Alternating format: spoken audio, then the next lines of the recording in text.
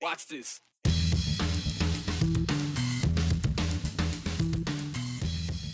Access to porn was the point of contention in the U.S. Supreme Court today. Relax, it's not as exciting as it might sound. But the debate and the decision over age verification may or may not soften Idaho's law. We just want to see good outcomes for kids and not have harm happen in their schools.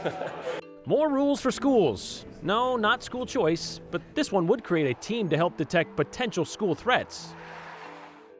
Ready, set, go! You know, words matter, which is why it's important to get a catalog of those words into the hands of some school kids. You know, words for thirds, if you will.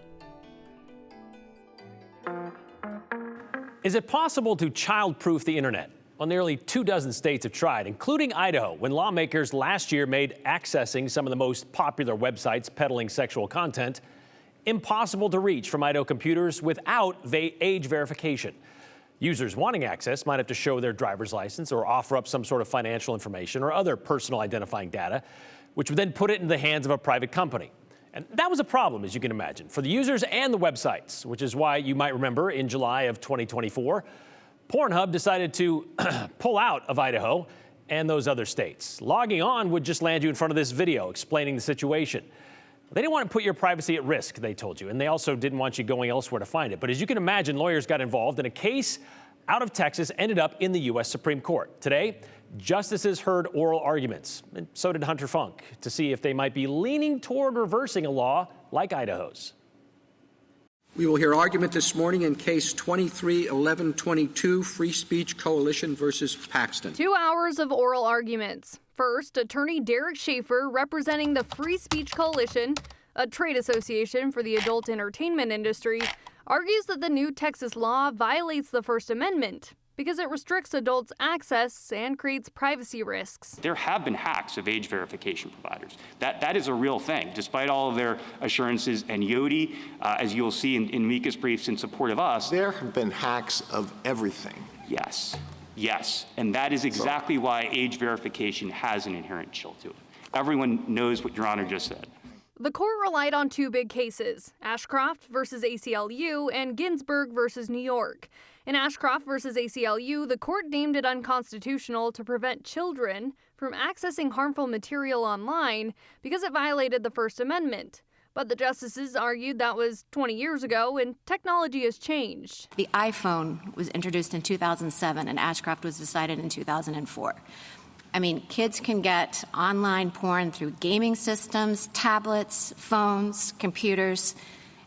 Let me just say that content filtering for all those different devices, I can say from personal experience, is difficult to keep up with. In Ginsburg versus New York, it allowed states to restrict access, making it a crime to sell pornographic magazines to young people. Explain to me why the barrier is different online than in a brick-and-mortar setting. The answer is you're creating a permanent record on the internet when you provide this information, that it is being collected, it is a target for hackers, it is something that is different from just flashing an ID in physical space. Texas defends the law is necessary. This case is the digital version of Ginsburg. They urged justices to protect children from a public health crisis. And leaving it to the parents to control isn't working. We've tried content filtering for decades, and the problem has only gotten worse. Now, one of the biggest debates today is what free speech standard should apply. Several justices say they would vote to uphold the Texas law, but may send it back to the Fifth Circuit Court for a second hearing. Now, on the other hand, justices noted age verification rules are common for online gambling and buying alcohol or tobacco online. So that's kind of one of the big things that they went back and forth with. Again, they sound like they might be leaning towards supporting the law. Oh, really? So keeping it in place. That'll also apply to Idaho. It's interesting they point to like the parents doing their thing, not enough. It hasn't been working when it comes to stopping this stuff. And then I guess the question then was, will there be a decision this, I assume that comes out in like June? That's when we normally get these, right? Yeah, they have some time to take that. You know, I also thought it was interesting that, you know, when we're talking about what's harmful to minors in this, it's 1/3 of the website has to be considered harmful to minors. So this could be a bookstore online that might be a little bit more R-rated. This could be considered like a sex education course that's online. Really? So that's all that is being considered? Yes. Interesting. So, all right. Well, thank you very much, Hunter. We'll see how this goes forward in a few months from now. Meanwhile, what are those Idaho lawmakers who made that law? What are they up to today here in Idaho? Well, they were supposed to be talking about starting a program to train school staff to identify students who could potentially commit violence on school grounds. But that hearing was postponed. Aspen Shumpert, though, you were able to talk to Representative Marco Erickson about this, who is sponsoring this bill. Just kind of get an idea what he's trying to do with this. First, explain why that meeting or that hearing was postponed. Yeah, and this is an idea that has actually been in the works for several years between school districts and prosecuting attorneys. And so Erickson was actually making this come to life and says there was a little bit of work to get into when it comes to prevention work. He says after an active shooter incident in an eastern Idaho school, which led to lawsuits that are still playing out in court, there were some work to do, including offering some legal immunity, which I'll get to in a second. But essentially, the bill would allow the state to continue offering prevention training and provide newly defined teams in schools who would take the training with legal immunity. The training's technical name is Behavior Threat Assessment and Management, or BTAM, which helps people identify potential concerns or violent acts and provide strategies to manage these scenarios.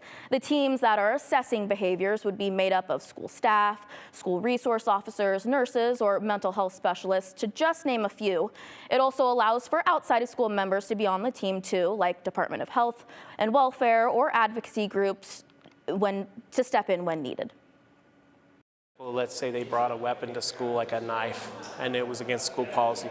So they would recognize that they brought a knife. They would assess the threat. Was there a threat, or was that just an accidental thing, or was that a hunting trip they took over the weekend? The bill also has a clause in it that would give districts who follow this BTAM model some immunity when it comes to potentially getting sued. Erickson says as long as they're following the protocols, if there was an incident that still occurred, then no BTAM team could be sued. Erickson describes this as a little dangling carrot for districts to consider. It's a good way to incentivize somebody to do it without having to force anyone to do it, right? So they could still opt out and not do it if they don't want to, but they do put themselves a little bit more at risk. Again, this bill did not get its hearing today. Erickson says they'll either tweak some of the words and maybe reintroduce the bill, or it may come back as an entirely different bill with the same intentions, just slightly different words. Brian, we're going to continue to keep a lookout for that. He said that could be sometime next week. We don't know a defined date as of right now. Still too many questions about what he was going to bring forward, so he's going to work it a little bit. Okay, my first thought is, what about smaller schools? I mean, teachers are already overwhelmed with all the responsibilities in some of these smaller schools. Now they might have to consider like how to assess somebody's psychological behavior. Right, and I do want to mention that the State Board of Education already provides this training in their safety, school, and security program, so it's not a new training, but now there's a little more incentive to maybe consider doing it now that lawmakers think it might be able to reduce the likelihood of an incident happening. Okay, all right, thank you very much, Aspen. I do not want to be in the state of Idaho and we fail to penalize crimes that are illegal. Well, we do penalize crimes. We just don't force a mandatory minimum sentence for minor ones, but we might. Following up on something we talked about yesterday, bills taking a second lap around the State House after failing in the previous go-round. This afternoon, Republican Representative Bruce Skog and, as you saw, Jordan Redmond had another chance to have their mandatory minimum fine for marijuana get a full committee hearing. And you might remember last year, they tried to make that mandatory minimum a nice $420 for anyone caught with 3 ounces or less of marijuana. Now, putting aside the mandatory marijuana puns dropped by Representative Skog last session, that bill, it died in committee after several lawmakers pointed out commanding such a punishment would take away judicial discretion. There was also the concern of the financial strain of $420 in court costs on top of that. They would be putting that on low-income people who already find themselves, struggling to pay for things like rent and food, and now find themselves with a nonviolent drug conviction. That didn't stop Representative Skog and Jordan Redmond to bring it back again, though, this time dropping the minimum fine to $300 and having it not apply to those under the age of 18. That did not change the testimony, though, of those who stepped up to oppose House Bill 7, including several veterans who would like to see Idaho's stance on marijuana go, well, the other way, at least when it comes to its medicinal benefits, like Sergeant Jeremy Kitzhaber, a disabled veteran with stage 4 cancer. Cancer, he says, he got from his time in the Air Force handling radioactive materials. He said he's been prescribed opioids to deal with the pain of his treatment, which he said are much more dangerous than marijuana. Even though he has not used marijuana, he wouldn't want to see the punishment for those who choose to use it for pain mandated. Sergeant Kitzhuber also pointed out another issue he sees with this bill after looking through all 89 chapters of Idaho Code on crimes and punishments. If House Bill 7 is passed, it would be disproportionate to all other misdemeanors in the state of Idaho, and it would single out this one specific crime. There is no other minimum fine I could find for a misdemeanor in the state of Idaho under these statutes. And that's true. No other misdemeanor conviction carries a minimum penalty. They all have maximums, but no minimums. Like if you drink and drive drunk, or you're impaired, you assault somebody, or you try to strangle them, if you start a riot, if you commit domestic battery, sexual battery, or a doctor sexually assaults a patient. All are misdemeanors and all threaten public safety, but none of them have a mandatory minimum attached to them. Representative Redmond said the purpose of the bill was to provide conformity in the judicial system and create a deterrent. Well, in today's more than 2 hours of testimony, conservative organizations spoke in favor of it, while those who want to legalize medicinal marijuana, they spoke against it. Law enforcement supported it, while defense lawyers didn't, because they know mandatory minimums, well, they aren't a deterrent, but mostly because they also see it as a blurring of the lines between the branches of government. The judicial branch should not interfere in the legislative, and vice versa. We put great thought into our selection of judges in Idaho. We should trust them to know their cases individually. We should trust them to exercise their judgment appropriately in each case. I'm here to tell you that liberal Idaho judges who hand out candy sentences is not a thing. I practice all across the state, federal court, state court. I practice in, I believe, in every county now in the state of Idaho. That's not a thing. Our judges should be trusted to do the right thing. So that part was taken to heart by a lot of the lawmakers today, and there was some intrigue toward the end of the hearing. There was a secondary motion to hold the bill in committee, and that almost passed, failing by just 2 votes. Even staunch conservative representatives Heather Scott and Barbara Ehart, they voted to hold it in committee, not wanting to take that sentencing discretion away from the judge. Instead, the committee then voted 10-4 to send it to the full House with a do-pass recommendation. Well, for months, we haven't had an update on the boy who went missing in Fruitland 4 years ago. Then all of a sudden today, a new video leaked. Audriel Tackett tells us who leaked that video and more in today's 411. It should be, it should be a garbage bag. Okay, what color is the garbage bag? It would either be white or black. We only have 2 colors. Is the duct tape still going to be over his mouth? It should be. Okay. I didn't watch take them off. Okay. So you should have everything intact as it was. Body cam video uploaded to YouTube this week could provide more clues in the disappearance of Michael Monkey Vaughn. The then 5-year-old boy went missing in 2021 from his home in Fruitland. The video's more than hours worth of body camera footage showing suspect Stacy Wandra FaceTiming with detectives and directing them to where Monkey's body was buried in his backyard. Monkey's mom, Brandy Neal, says she and a family friend leaked the 2-part video because she is sick of not having any answers. Wandra's currently in federal custody waiting for a hearing that's set for mid-February for unrelated charges. You can find this full story on our website, ktvb.com. A month after Albertsons called off a merger with Kroger, they announced they're laying off part of their corporate and division support employees. We don't know how many jobs, but they said it was to, quote, constantly recalibrate our company to compete in a rapidly changing market.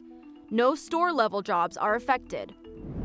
It seems like we're one of the last ones to not implement anything. Kuna School District could be a late add to the cell phone ban other schools have implemented. The board read the district's proposed personal device policy for the first time at last night's meeting. The policy would ban cell phones from bell to bell. Parents would have to contact their kids through the front office, but no decision on the policy was made. And our emergency rooms in Nampa are all starting to reach capacity. So, to deal with the growth, St. Luke's is opening 2 new clinics at the Nampa campus off Midland Boulevard, next to the emergency room. They'll offer urgent care and OB/GYN services. The Nampa Urgent Care Clinic is already open, 7 days a week from 8 a.m. to 10 p.m. The OB/GYN clinic is set to open Monday, January 20th. And that's the 411 on the 208. I'm Audriel Tackett.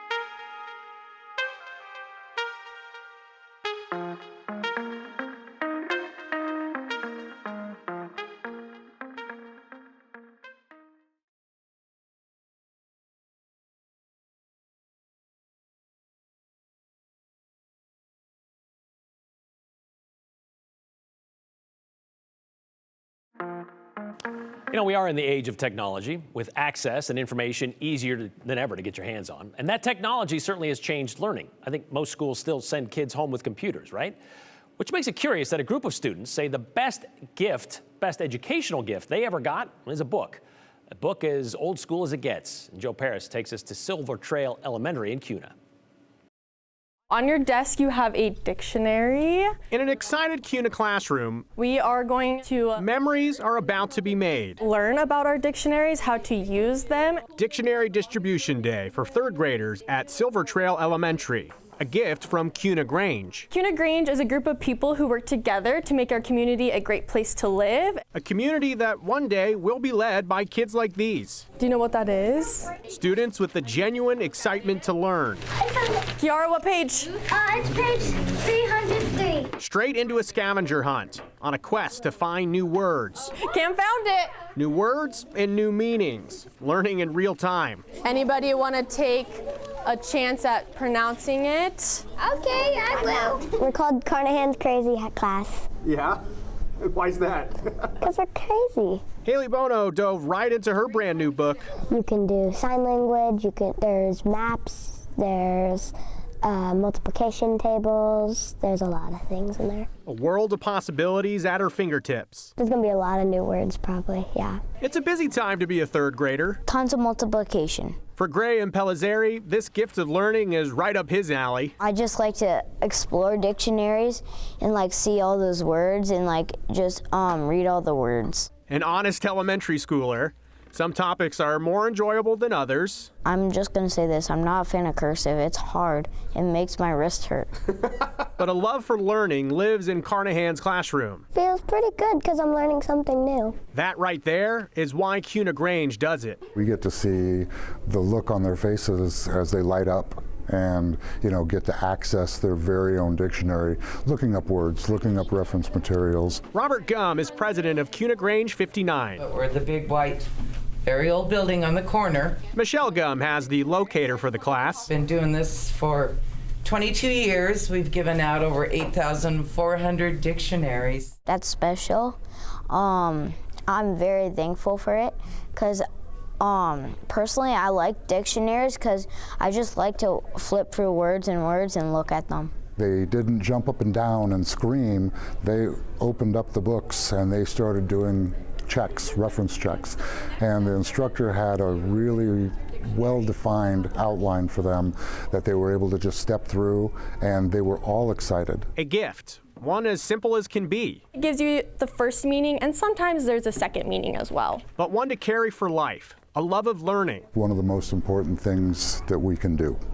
Educating our youth and raising them to be intelligent, questioning adults, I think is very, very important. Summed up in words that the Carnahan crazies define the day by. Thank you, Kuna Grange. And a big thanks to Kuna Grange and the community sponsors that make this happen every single year. There are a lot of individuals and businesses throughout Kuna that donate to this project so third graders across Kuna can get a dictionary. And Brian, I gotta be honest, when we headed out there to the story this morning, I wasn't expecting the excitement to be there. I thought kids would think, oh, it was pretty cool. Oh, cool book. This is unbelievable response. How long they've been doing this, you said? It's been, more than 20 years. I'd like to know if some of those kids kept those books for those years. One of the organizers from Grange that was there, she said that there are college kids that write back and say, hey, I got my reference material. Nice. It's better than an iPad. It's right there. The gift that keeps on giving. That's All right. right. Thanks, Joe.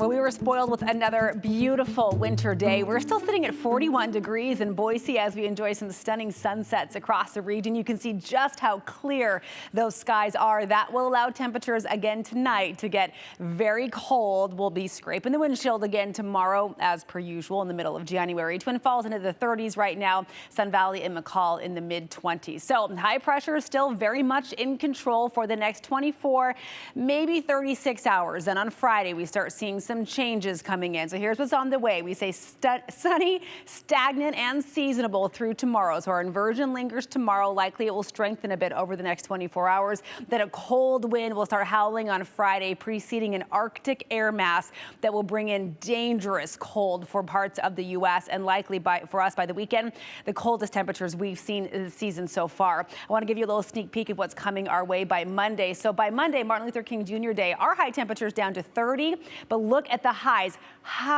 in Bismarck and Minneapolis below zero. Their morning lows by Monday morning, 20 below zero. That gives us some perspective, makes our teens Sunday, Monday morning maybe not sound all that bad. Tomorrow, though, looking gorgeous. We'll still hit the upper 30s to right around 40 degrees in the Treasure Valley. Lots of sunshine, kind of a rinse and repeat from our day today. Friday, we keep sunshine, but that cold wind comes in, so be ready for that as you head outdoors. Then by Saturday, Sunday, Monday, look at those temperatures. We won't even hit freezing on Monday with morning lows at 14 degrees as we kick off the week next week.